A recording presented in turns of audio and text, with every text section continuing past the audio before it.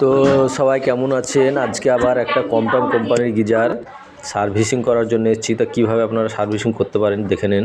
প্রথমে জলের মেন কানেকশানটা বন্ধ করে দিন, যেটা ইন হচ্ছে আপনার গিজারে। তারপরে কানেক্টের পাইপ দুটো খুলে দিতে হবে।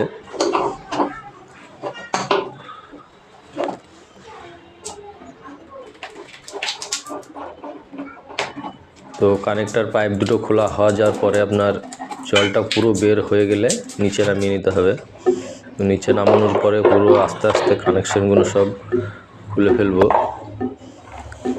একদম ঠিকভাবে দেখে নেবো কানেকশানগুলো কীভাবে আছে, সেইভাবে পরে আবার লাগাতে হবে।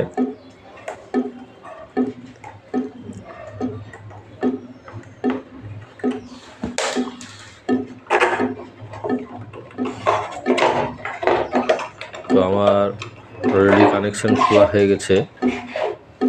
তো এফডি পরে আপনারা পরের ভিডিও দেখতে পাবেন কীভাবে খুলে সার্ভিসিং করবো।